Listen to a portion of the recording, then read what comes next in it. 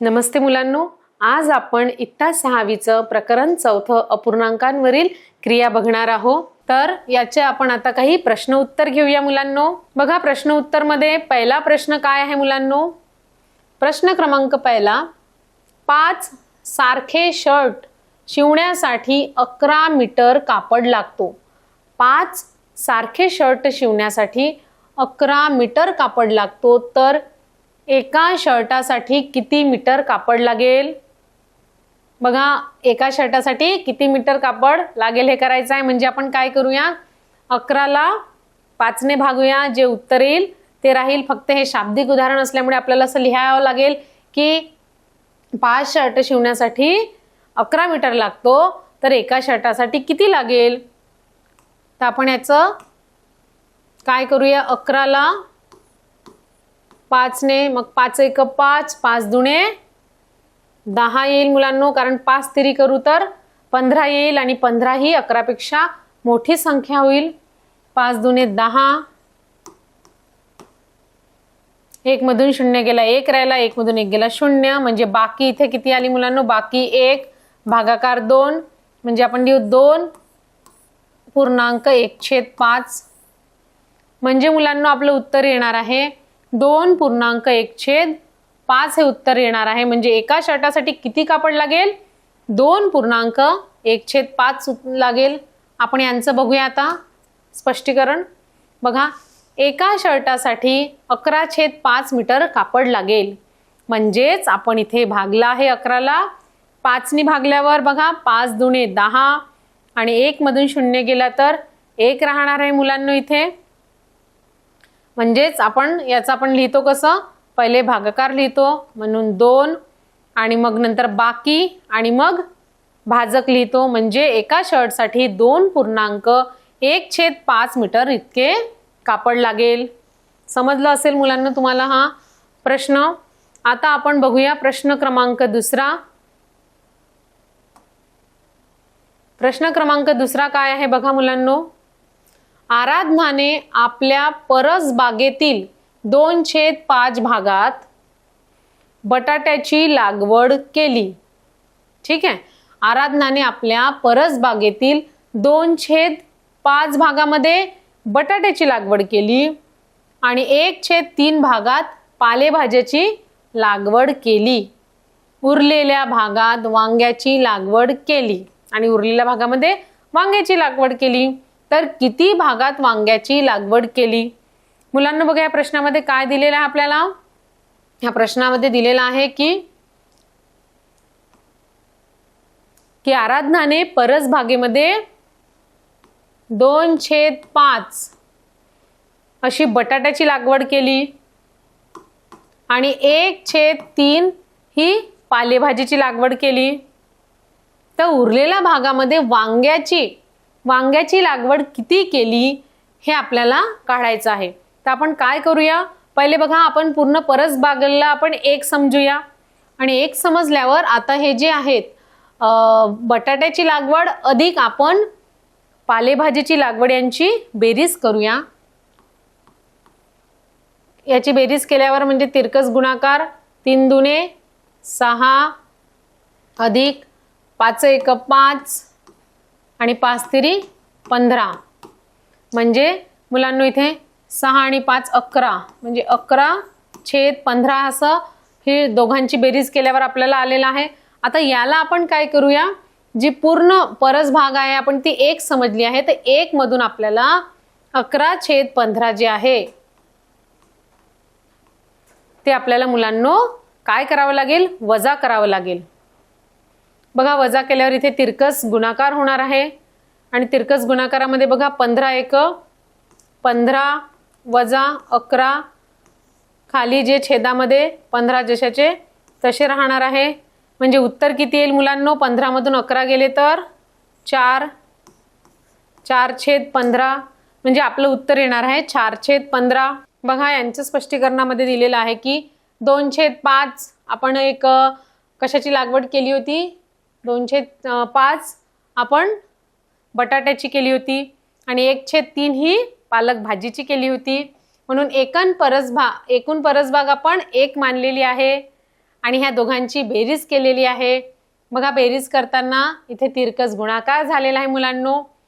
2 गुणिला 3, 3 दुणे 6, 5 एक 5 आणि 5 तिरी 15। छेदांचा काय केलेला आहे इथे गुणाकार केलेला आहे। 3 दुणे 6 आले आहेत आणि इथे 5 एक 5 आलेले आहे मुलांनो। मग 5 अधिक 6 11 आलेला आहे। 11 छेद 15 आलेला आहे मुलांनो। याच्यातून बघा आता 11 छेद 15 जे आलेला आहे आपण 1 मधून वजा केले। का बरं 1 मधून वजा केले? कारण आपल्याला बघा एकूण परसभाग आपण इथे 1 मानलेली आहे, कारण आपल्याला वांग्याचं काढायचं आहे। वांग्याची किती लागवड केलेली आहे। मग हे बघा वजा केलं इथे 15 एक 15, 15 मधून 11 गेले आणि छेदमध्ये जे 15 आहे ते जशाचे तसे लिहिले, म्हणजे 4/15 इतके क्षेत्र वांग्याच्या लागवडीसाठी वापरलेले आहेत।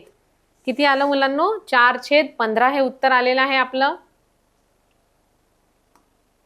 आता आपण बघा तिसरा प्रश्न बघूया। तिसरा प्रश्न काय आहे? अपूर्णांक संख्या रेषेवर कसा दाखवायचा आहे। समजा आपल्याला अपूर्णांक संख्या रेषेवर दाखवायचे तर आपण कसं करतो? जेवढे छेदाचे भाग दिलेले आहेत तेवढे एककाचे आपण भाग करतो। बघूया उत्तर। एखादा अपूर्णांक संख्या रेषेवर दाखवायचा असेल तर संख्या रेषेवर प्रत्येक एककाचे अपूर्णांकाच्या छेदा इतके समान भाग करावे लागतात। समजा छेदामध्ये 5 आहे तर आपण 5 भाग करूया। छेदामध्ये 7 लिहिलेलं आहे तर आपण 7 लिहूया। म्हणजे समजा आता बघा आपल्याला अशी संख्या दिली आहे,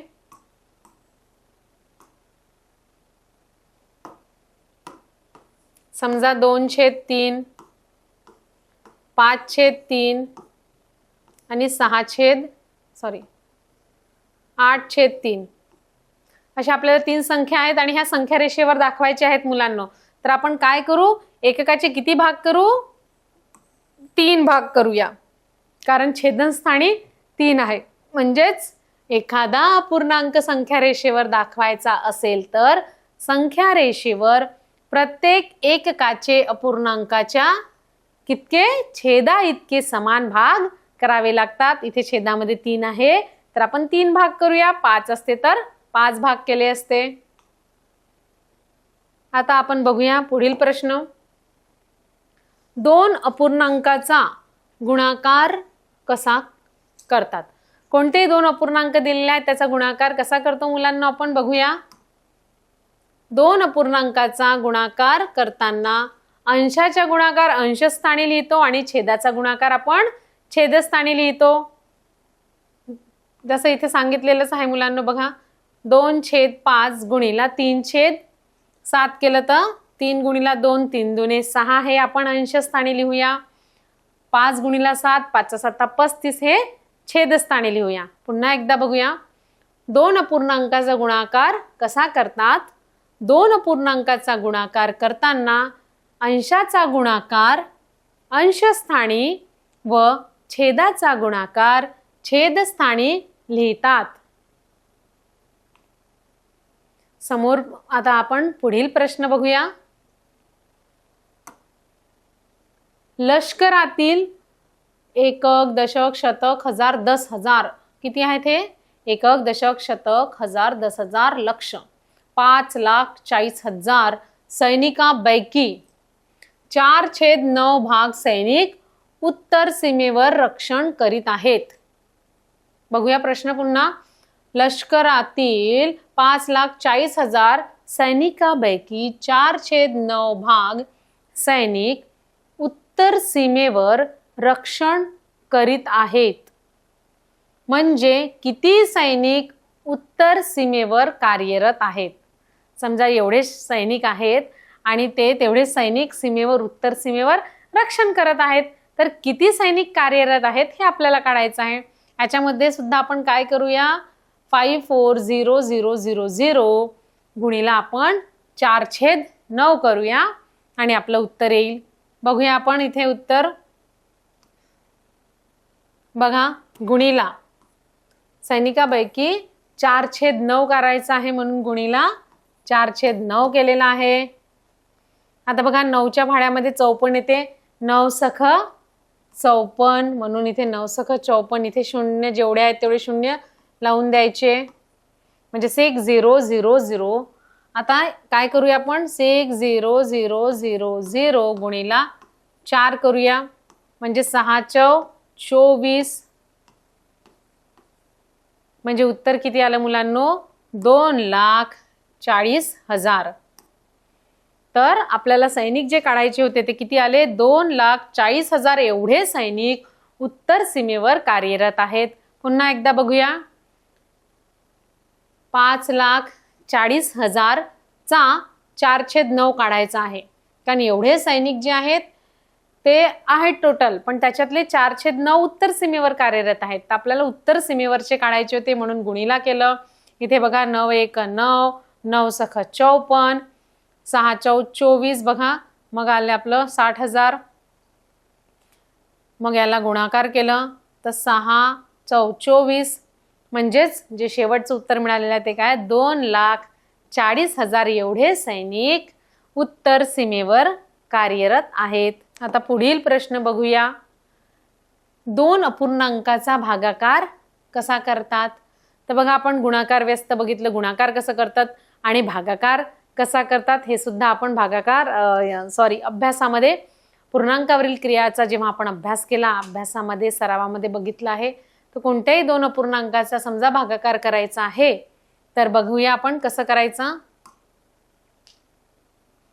जेव्हा भागाकार करायचा आहे तर आपण काय करतो याचा गुणाकार व्यस्त करतो. म्हणजे बघा इथे भागीला 2/3 आहे तर याचा गुणाकार व्यस्त किती होईल इथे गुणिला करूया आणि 3/2 होईल. म्हणजे तिथे बघा एखाद्या अपूर्णांकाला दुसऱ्या अपूर्णांकाने भागणे म्हणजे त्या दुसऱ्या अपूर्णांकाचा गुणाकार व्यस्ताने गुणणे होय. म्हणजे समजा बघा इथे कोणती पण आपण संख्या जसं इथे घेतली आहे 5/7 भागीला 2/3 तर याचा आपण आता गुणाकार व्यस्त करूया. म्हणजे इथे बघा 5/7 गुणिला 2/3 चा काय येईल 3/2 मग बघा 5 गुणिला 3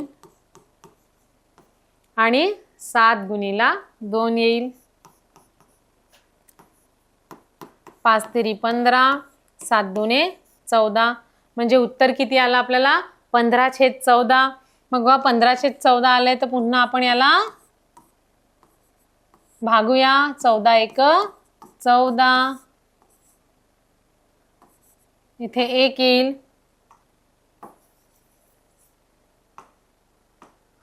बघा इथे 15 ला आपण 14 ने भागूया 14 1 14 आलं. बाकी इथे 1 आलेली आहे भागाकार 1 आलेला आहे. मग याचं कसं उत्तर लिहूया आपण 1.1/14 बघा उत्तर किती आलं 1.1/14 म्हणजेच आपल्याला 2 अपूर्णांकाचा भागाकार करायचा आहे तर आपण एका अपूर्णांकाला दुसऱ्या अपूर्णांकाने भागणे म्हणजेच दुसऱ्या अपूर्णांकाच्या गुणाकार व्यस्ताने आपण गुणने करतो. आपण काय केलं इथे भागाकारचं चिन्ह हटवून इथे आपण गुणाकार व्यस्त केलेला आहे. गुणाकार देऊन याचा जो आहे 2/3 ला 3/2 केलं आणि शेवटचं उत्तर आपलं 15/14 आलं होतं. मग त्याला पुन्हा आपण अपूर्णांकामध्ये केलं 1.1/14 आलं उत्तर. आता बघूया आपण पुढील प्रश्न. गुणाकार व्यस्त म्हणजे काय आहे मुलांनो हेही आपण शिकलेलो आहोत. गुणाकार व्यस्त करणे म्हणजे अंशाची आणि छेदाच्या स्थानाच्या किमतीची अदलाबदल असते. 2/3 चा गुणाकार व्यस्त किती येईल मुलांनो 3/2 येईल. जसं बघा 2/3 आहे याचा गुणाकार व्यस्त करायचा आहे तर किती येईल मुलांनो 3/2 म्हणजे अंश आणि छेदाच्या संख्येची अदलाबदली होईल. अंशाची जी किंमत आहे ती छेदस्थानी जाईल आणि छेदाची अंशस्थानी जाईल. समजा आता 5/2 आहे तर याचा गुणाकार व्यस्त 2/5 येईल. तर बघा इथे गुणाकार व्यस्त म्हणजे काय होते आपण बघूया. दिलेल्या अपूर्णांकाच्या अंश आणि छेद या स्थानाची अदलाबदल करतो आपण आणि यांची अदलाबदल करून अपूर्णांक जो मिळतो त्या दिलेल्या अपूर्णांकाला गुणाकार व्यस्त होय. पुन्हा एकदा बघूया दिलेल्या अपूर्णांकाचा अंश व छेद याची अदलाबदल करून मिळणारा अपूर्णांक म्हणजे त्या दिलेल्या अपूर्णांकाचा गुणाकार व्यस्त आहे. अंशाची आणि छेदाची अदलाबदल होते, यालाच आपण गुणाकार व्यस्त म्हणतो मुलांनो. आता बघूया 8वा प्रश्न. प्रश्न 8वा हे शाब्दिक उदाहरण आहे पुन्हा.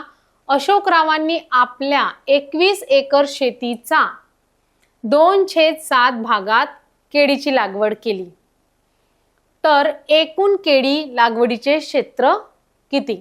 तर बघा, अशोकरावांनी काय केलं होतं, त्यांच्याजवळ 21 एकर शेती होती. म्हणजे अशोकरावांची शेती किती झाली? 21 एकर. आणि त्या शेतीचं किती म्हणतात? 2/7 भागामध्ये केळी लावलेल्या आहेत. तर एकूण केळी किती लावलेल्या आहेत ते आपल्याला बघायचं आहे. बघा मुलांनो, 21 एकर शेताचा 2/7 काढायचा आहे आपल्याला. म्हणजेच आपण 21 गुणिला 2/7 करूया. आणि 21 गुणिला 2/7 शेती किती आहे? 21 गुणिला केळीची लागवड किती याच्यामध्ये केली आहे? 2/7. तर बघा इथे कसं होईल? 7 1 7, 7च्या पाड्यामध्ये 21 येते, 7 3 21 आणि 3 2 6. म्हणजे 6 एकरमध्ये केळीची लागवड केली. किंवा तुम्ही याला असंही करू शकता, 21 गुणिला 2/7 आहे. म्हणजेच 21 दुणे किती होते ते काढायचं. 21 दुणे किती होईल मुलांनो? बे दुणे 4. म्हणजे जिथे 42 आलं आणि 42ला आपण 7ने भागायचं. बघा इथे काही नाही, म्हणजे 1 आहे. तर आता बघा 42ला आपण 7ने भागूया. तर 7च्या पाड्यामध्ये 42 येते का? बरोबर येते. व्हेरी गुड मुलांनो. 7 सखम 42 म्हणजे उत्तर 6 आलं. तुम्ही असं पण करू शकता किंवा ह्या प्रकारे पण ह्याही रीतीने करू शकता. उत्तर आपलं सारखंच येईल. आणि शेवटी उत्तर आलेलं आहे की 6 एकर एवढे क्षेत्र केळीच्या लागवडीचे आहे. आता आपण शेवटचा प्रश्न बघूया. प्रश्न असा आहे की सुयशने 2.5 किलोग्राम आणि आशिषने 3.5 किलोग्राम साखर आणली, तर दोघांनी मिळून किती साखर आणली? तर मुलांनो बघा, सुयशने 2.5 किलोग्रामला आपण कसं लिहितो? सुयशने आणली 2.5 किलोग्राम साखर आणि आशिषने किती आणली? 3.5ला पण आपण कसं लिहितो? 3.1/2. तर एकूण हे किती झालं? तर याची आपल्याला बेरीज करावी लागेल आणि जे उत्तर होईल ती होईल एकूण दोघांनी मिळून किती साखर आणली ते आपल्याला उत्तर मिळेल. तर बघा याला तिरकस गुणाकार करू. 2 दुणे 4, 4 आणि 1 5, याचं येईल 5/2 अधिक 3 दुणे 6, 6 आणि 1 7, 7/2. म्हणजे तिथे बघा छेद सारखा आहे म्हणून आपण अंशांची बेरीज करू शकतो आणि छेद कॉमन द्यायचा. म्हणजे 12/2 हे उत्तर आलेलं आहे आपल्याला. आणि 2ला समजा 12ने भागले तर 12 म्हणजे उत्तर इथे येणार आहे आपलं 6. तर यांनी किती साखर आणली? 6 किलो मिळून साखर आणली. हे उत्तर येईल आपलं. समजलं असेल मुलांना तुम्हाला. आपण इथे काय केलं? 2.2ला आपण कसं लिहितो? 2.1/2 आणि हे सुयशने आणली होती साखर आणि आशिषने 3.5 आणली होती. 3.5 किलो साखर म्हणजे 3.1/2. ह्या दोघांची बेरीज केली. बेरीज केल्यावर आपल्याला बघा उत्तर जे आलेलं आहे ते 12/2 म्हणजेच 6. म्हणजे शेवटचं उत्तर आहे दोघांनी मिळून 6 किलोग्राम साखर आणलेली आहे. बघूया यांचं एक्सप्लेनेशन. बघा, एकूण साखर काढण्यासाठी दोन्ही पूर्णांकयुक्त अपूर्णांकाची आपण बेरीज करूया. आपण बेरीज केली. बघा बेरीज केल्यावर 5/2 अधिक 7/2, 5 आणि 7 12 कॉमन होतं छेद म्हणून यांची बेरीज केली आणि उत्तर आलं 6. म्हणजे 6 किलोग्राम हे आपलं उत्तर आहे.